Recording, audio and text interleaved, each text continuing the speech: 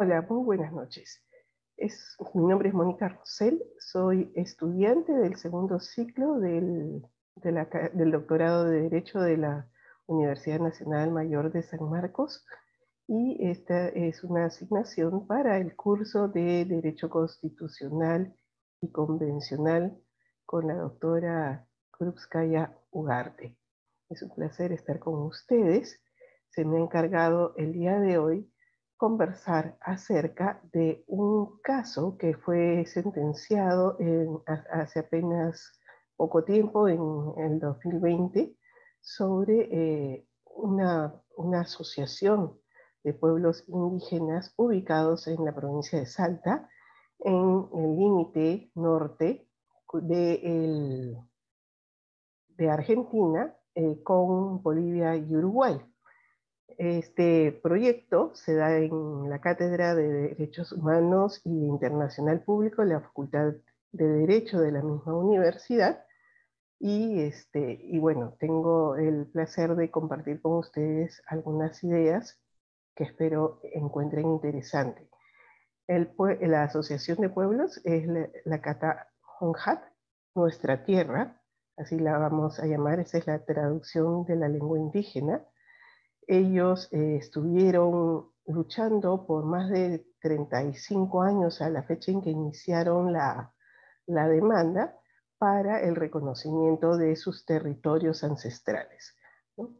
Hay algunas ideas previas sobre los derechos humanos y su obligatoriedad que nos va a permitir saber y entender mejor el porqué de la sentencia. Lo primero es que hay que tener conciencia de que cuando hablamos de derechos humanos, estamos hablando de un tipo de derecho supratransnacional, porque se ubica por encima de las soberanías nacionales y no dependen de la nacionalidad del territorio.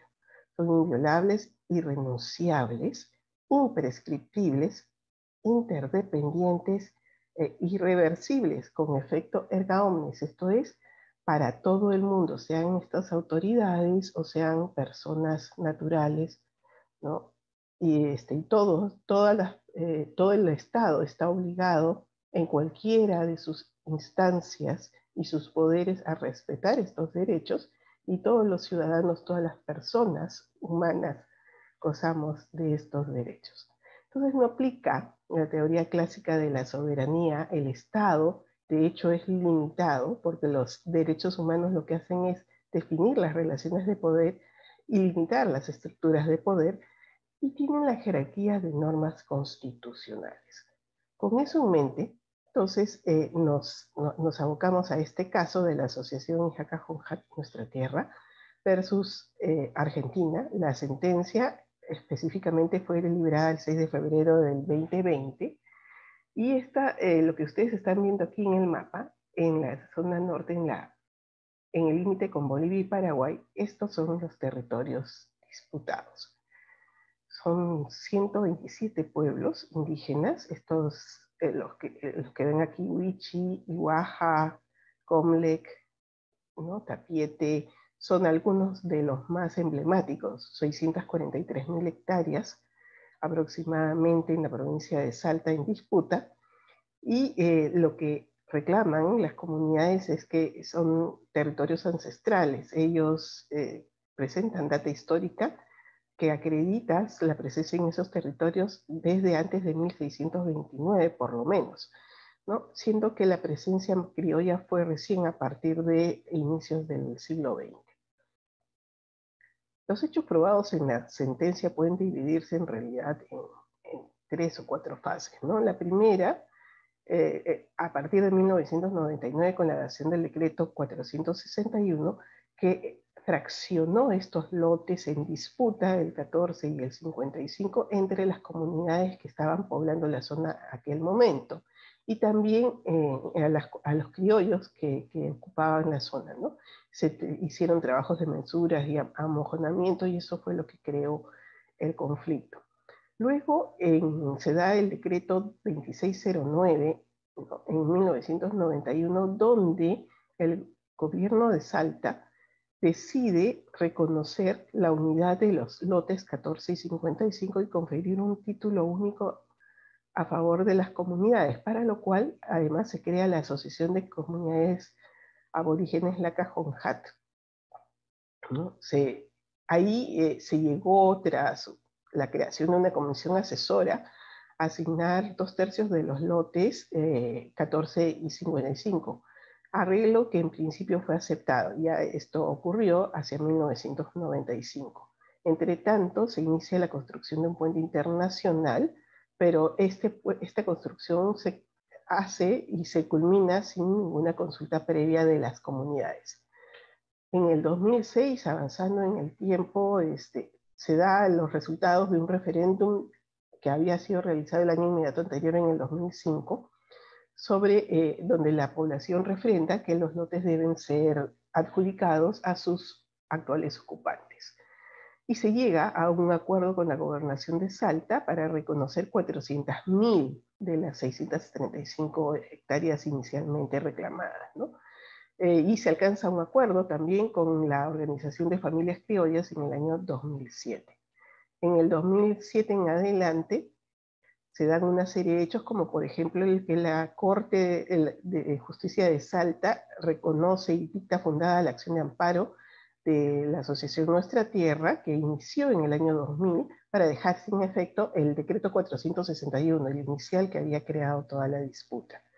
Luego se crean equipos técnicos, ¿no? Y hay una adjudicación de 243.000 de las 400.000 hectáreas, ¿no?, que habían sido reconocidas para las familias criollas, y el otro 400.000 hectáreas para las comunidades indígenas, en propiedad y bajo el título que cada uno determine. Ese arreglo, entonces, se reconoce mediante un decreto, el decreto 1498, y se transfiere la propiedad comunitaria a favor de 71 comunidades indígenas.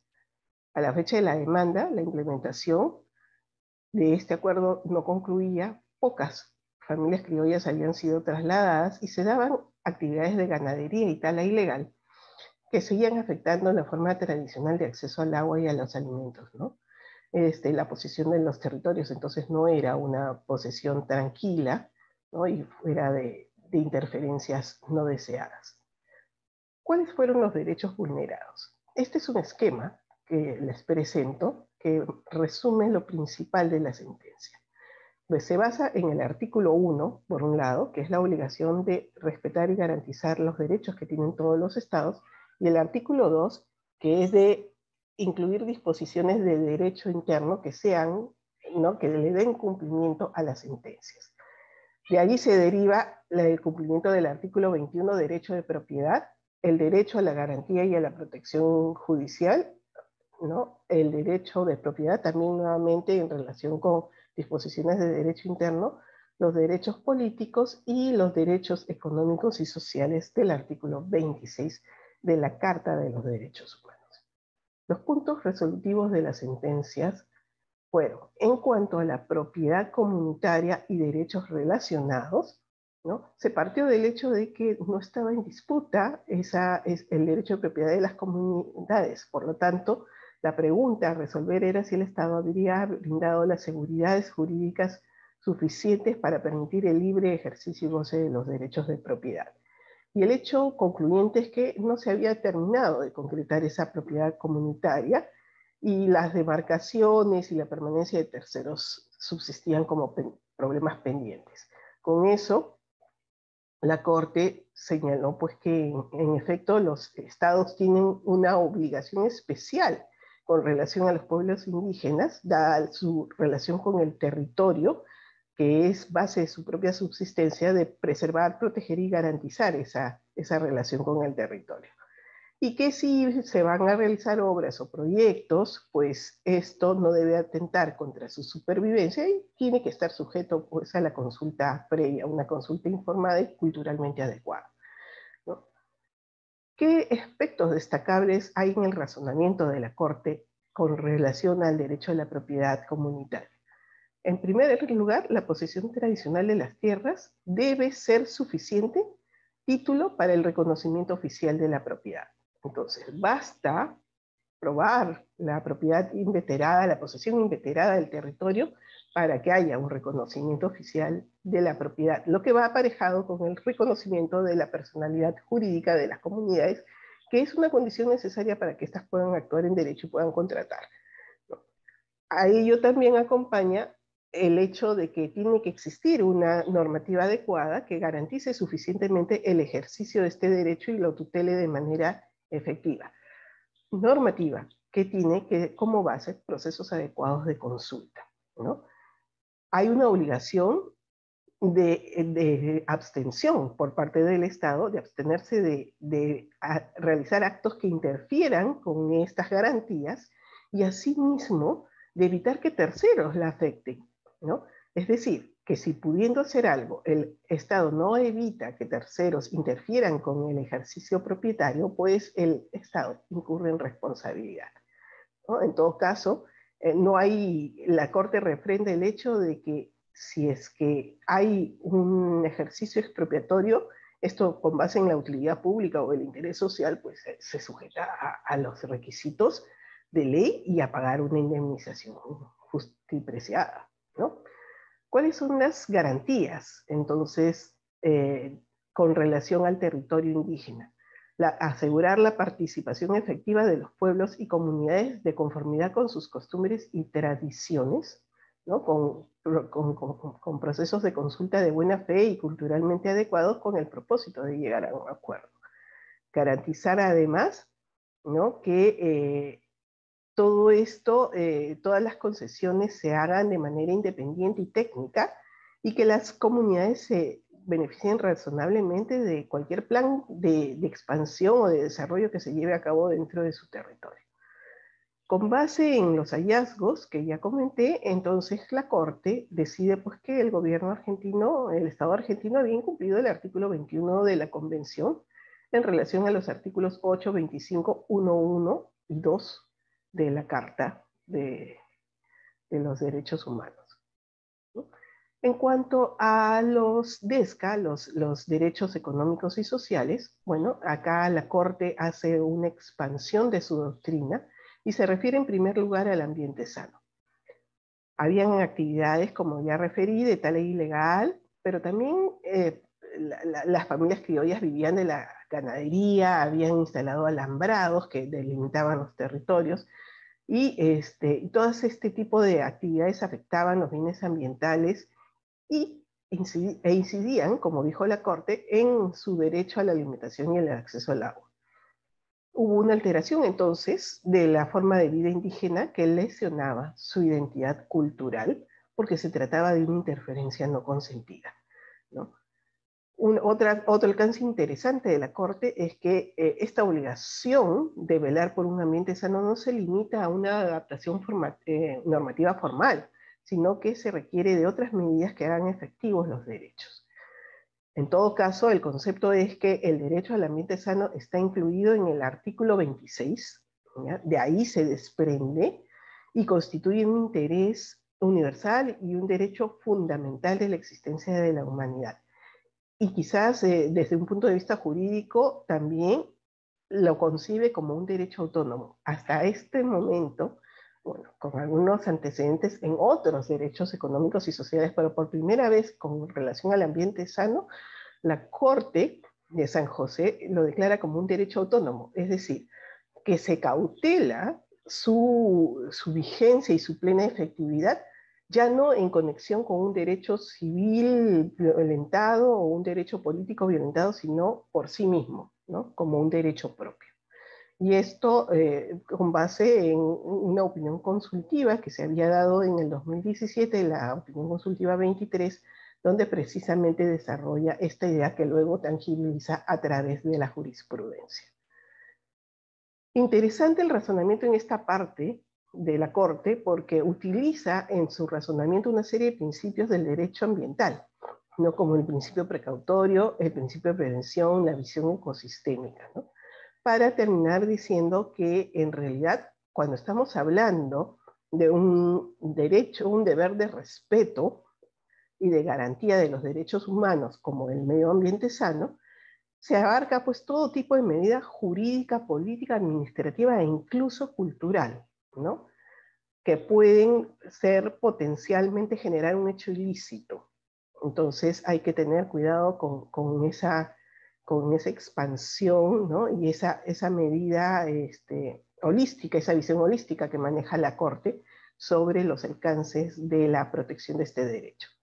Como era lógico, se encontró pues que Argentina no había garantizado a las comunidades la posibilidad de gozar de un ambiente sano, ¿no?, de su territorio, y por lo tanto viola el artículo 26. En cuanto al derecho de la alimentación, lo central acá es que la Corte señala que los estados no solo deben respetar, sino también garantizar el derecho a la alimentación. O sea, estamos siguiendo la misma línea de razonamiento. Entonces, esto es parte, nos dice la Corte, del deber de protección del derecho. Y también hay una obligación de evitar o no permitir que terceros priven del acceso a una alimentación adecuada, ¿no? Acá nuevamente encuentra responsabilidad pues, del Estado argentino, porque efectivamente había habido una crisis, se había generado una crisis alimentaria por el hecho de que todo el sistema de vida de estos pueblos había sido alterado. El derecho al agua no es algo que esté expresamente previsto en el artículo 26 tampoco, ¿no? Pero la Corte encuentra que hay violación de este derecho por su conexión, ¿no?, intrínseca con todos los otros derechos declarados. Habla del agua, del acceso a un agua suficiente, salubre, aceptable, accesible y asequible para el uso personal y doméstico. Un abastecimiento adecuado que comprende su disponibilidad, calidad y accesibilidad, ¿no? Esto también bien interesante, porque entonces a partir de esta sentencia se comprende perfectamente que el artículo 26 también prevé un derecho al agua en las condiciones indicadas. Los derechos culturales no fue menos interesante el razonamiento, porque aquí la Corte aprovecha para refrendar una doctrina, yo diría una doctrina jurisprudencial ya establecida en el caso de los pueblos indígenas, que es el vínculo comunidad-territorio. Así como lo analizó en la parte de propiedad, desde el punto de vista cultural, hace énfasis en este vínculo como algo fundamental e inaccesible para la supervivencia, no solo alimentaria, sino también cultural de estas comunidades, ¿no? Y encuentra pues que al no haberse surtido las consultas adecuadas sobre las actividades sobre su territorio, ¿no?, este vínculo había sido alterado, y el derecho a la identidad cultural no había sido respetado, ¿no? Entonces se viola de esta manera el derecho de las comunidades a participar en su vida cultural y a su identidad cultural. Y esto con base en una serie de otras disposiciones donde la Corte entra a analizar incluso el derecho interno argentino.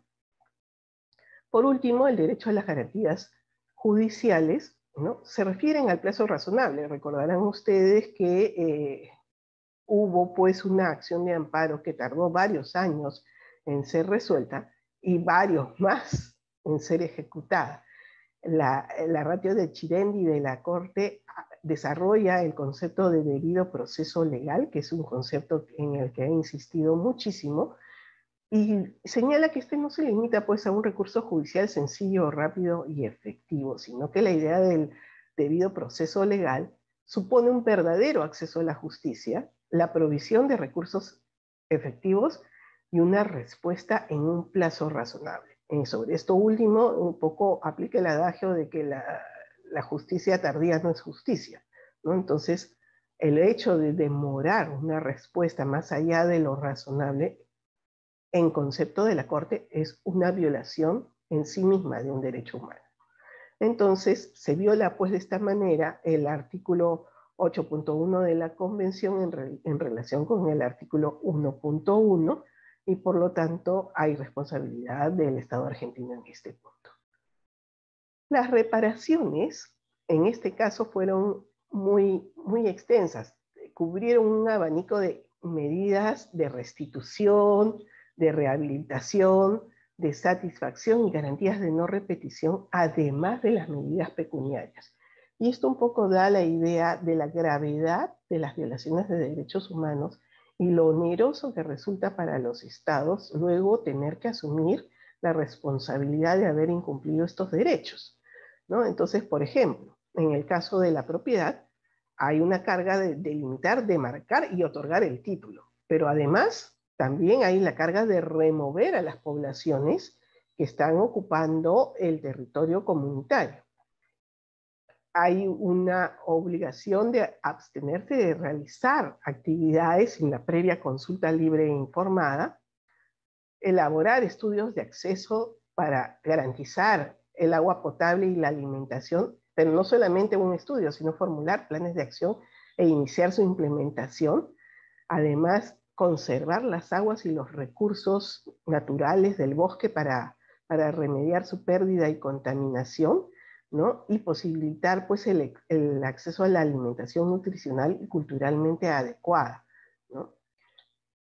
Generar un fondo, ahí hay medidas pecuniarias, publicar para lograr una sensibilización y una educación de la sociedad civil en este punto, legislar de manera razonable y completa, pagar las indemnizaciones, los reintegros, gastos y cosas, y rendir cuentas al tribunal.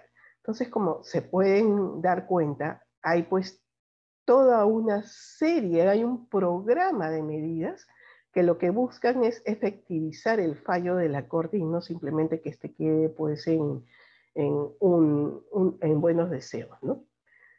Ahora, contrastemos esto con lo que fue en efecto la ejecución del fallo y la supervisión del cumplimiento que vino después.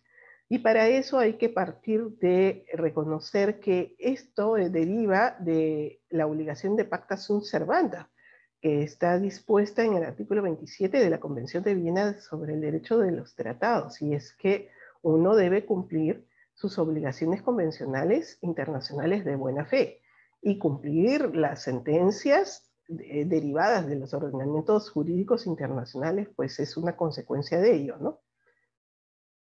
Este es el esquema que tiene la Corte, ¿no? El objeto es reparar la insuficiencia del derecho interno con relación a la propiedad comunitaria indígena. Y para esto las medidas se han dividido en tres tipos, ¿no? La rendición de informes, la rendición de cuentas, la recepción de información directa por la Corte mediante audiencias de la sociedad civil y de las víctimas, para que van señalándole cómo se van cumpliendo, ¿no?, sus mandatos, y una supervisión directa de la Corte hasta el cumplimiento total, ¿no?, que es una materialización de la protección del derecho reconocido a través de planes de trabajo, publicidad de la sentencia, adopción de medidas legislativas y otras. En todo caso, vean ustedes el abanico de acciones en las que se mueve la Corte, debiéndose señalar que a tenor del artículo 65 de la Convención es la Corte la que supervisa el propio cumplimiento de sus decisiones, a diferencia de lo que ocurre en Europa, donde hay un comité de las más altas autoridades europeas, ¿no?, un comité político que es el encargado de ejecutar estos cumplimientos. En todo caso, el elemento político se da por el dar cuenta, la Corte rinde cuenta de sus actividades anualmente a la Asamblea General y al Consejo Permanente de la OEA, ¿no? Y por ahí se da el ingrediente político.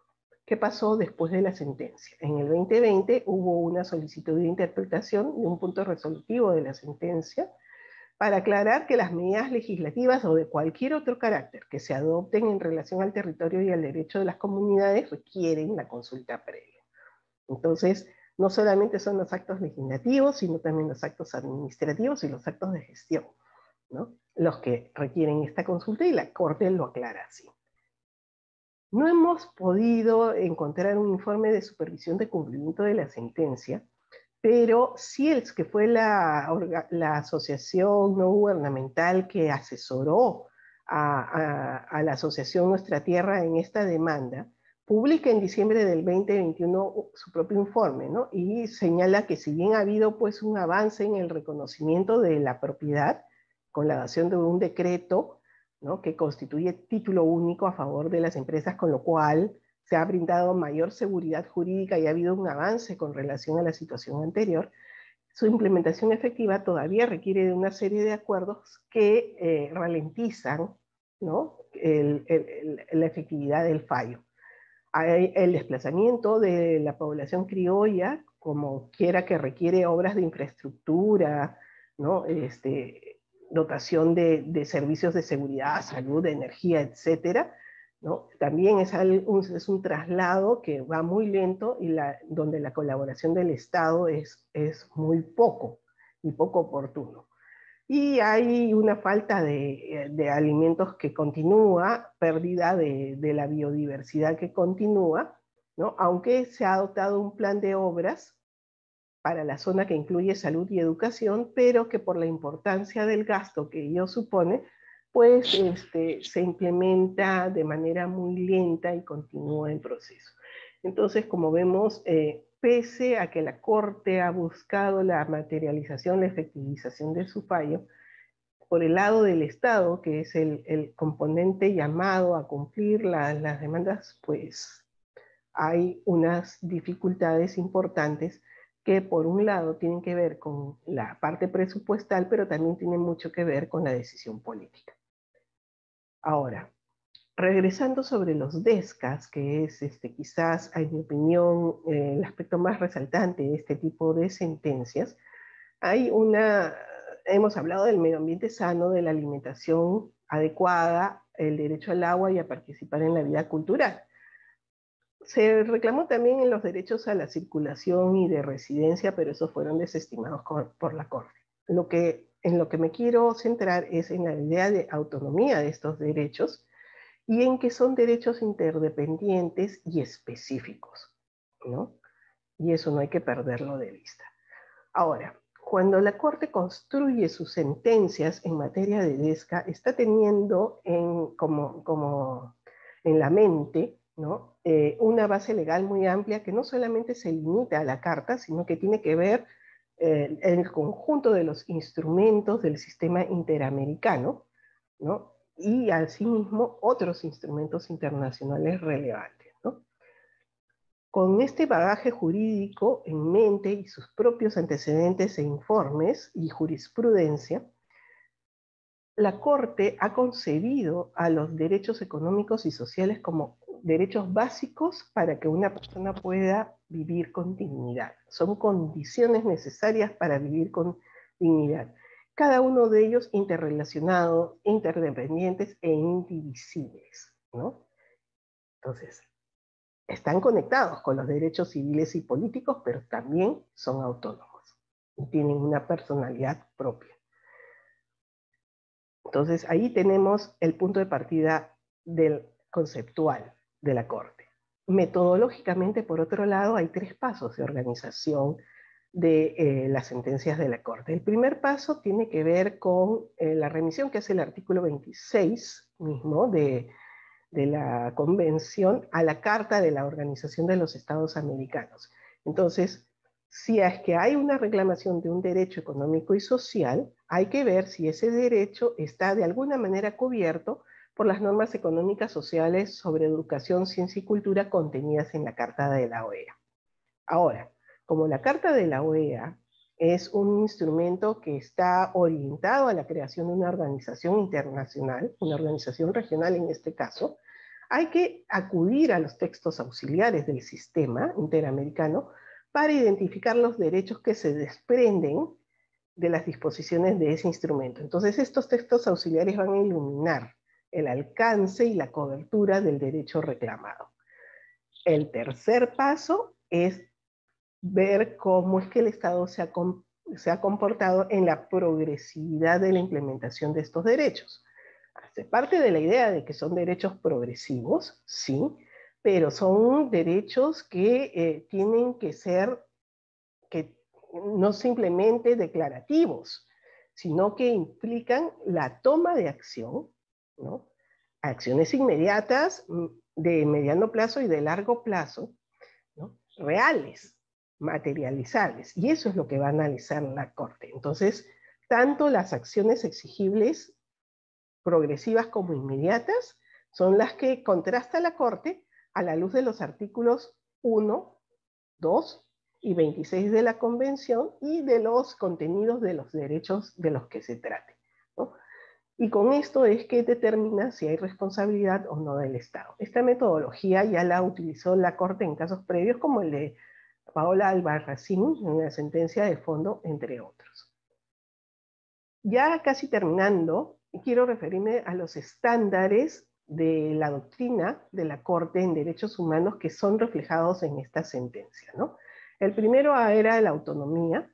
Hablábamos de que la Corte pues reconoció que el medio ambiente sano es un derecho autónomo, y esto tiene que ver con el concepto de violación directa, ¿no? Que ya en el caso Lagos del Campo versus Perú se había establecido en la Corte, entonces, con relación al derecho al trabajo. Entonces, lo que hace la Corte es una extrapolación al derecho al medio ambiente sano. El tema de los niveles esenciales, ¿no? Y de la concreción de las medidas, su orientación al cumplimiento y el establecer que hay mínimos inmediatos y hay mínimos mediatos que cumplir en este concepto de progresividad de los derechos económicos y sociales, ya estuvo expresado en el caso Paola Albarracín precisamente, y aquí lo reitera la Corte. El principio pro persona, que hace que más allá del gusto o preferencia del Estado, lo que interesa es la protección de los derechos por la persona en sí. Esto ya lo había establecido la Corte en el caso Opario Lemón. El derecho al agua viene del caso del pueblo Bayú versus Colombia, donde se afirma pues la indivisibilidad, interdependencia e interrelación de todos los derechos humanos, y la Corte sanciona precisamente el derecho al agua potable y salubre, que en este caso, ¿no?, de la asociación Nuestra Tierra, también expande para que se trate pues, ¿no?, de agua en cantidades suficientes y disponibles, ¿no? Derechos culturales, tenemos dos casos, el caso de la comunidad indígena Samoyamaxa y Saramaca. En estos dos casos, la Corte ya había establecido su pensamiento del derecho a la propiedad colectiva y la preservación de las características y tradiciones culturales e identidad como unidos o como expresión de esta propiedad colectiva y viceversa, ¿no? Entonces la retroalimentación entre propiedad e identidad cultural por otro lado. Y en cuanto al derecho a la alimentación en cantidad y calidad suficiente, el caso Pueblo Wayuu es el que de alguna manera orienta esto y es el antecedente, ¿no? Los derechos más generales, el medio ambiente sano, tenemos que ya en el caso comunidad Cuninico versus Perú, la Corte había hablado de la degradación ambiental y cómo esta puede afectar varios de los derechos humanos. La obligación del Estado de mitigar el daño ambiental significativo y el hecho de que las actividades de desarrollo no deben realizarse a expensas de los derechos fundamentales y siempre considerando que en el caso de las comunidades indígenas y tribales dependen del medio ambiente para su bienestar físico, cultural y espiritual, como se señaló en el caso Saramaca, ¿no? Entonces, el caso Río Santiago, comunidad Cuninico, Saramaca, son de alguna manera parte de los componentes de la construcción de la Corte en esta sentencia. Y por último, con relación al derecho de propiedad, lo importante es recordar que estamos hablando de derechos colectivos a la propiedad y de posición inveterada, ¿no?, en el tiempo. Entonces, respecto de tierras ancestrales, y a esto tiene una protección especial, ¿no?, y un deber y una obligación especial de los estados que comporta responsabilidad internacional. Entonces, acá, si se quiere, hay un derecho mayor, ¿no?, una garantía superior en el caso de los pueblos indígenas. Y esto viene directamente del caso Saramaca, donde la Corte así lo señaló. La tierra, entonces, es reconocida y comprendida como la base fundamental de la cultura, la vida espiritual, la integridad y la supervivencia de los pueblos, ¿no? Y esto, en el caso Yamok Kasek, lo reitera la Corte. Entonces, no es de extrañar pues, que en esta sentencia la Corte haya de alguna manera resumido este pensamiento y esta doctrina sobre los derechos económicos y sociales, y de ahí la importancia de este caso. Yo me quedo acá con un agradecimiento a la profesora Cruzcaya Ugarte por la oportunidad, pero sí les señalo que hay otra, para quien quiera, queda registrado en la facultad, ¿no? Un resumen sobre la votación de los fallos y algunas nociones finales sobre el sistema de ejecución de fallos de la Corte en el Perú, y algunas líneas de debate sobre qué cosa es lo que tenemos pendiente en nuestro caso. Y para los que quieran profundizar un poquito la bibliografía utilizada para esta investigación. Espero que les haya parecido interesante y ojalá se animen a seguir investigando sobre el tema. Muchas gracias.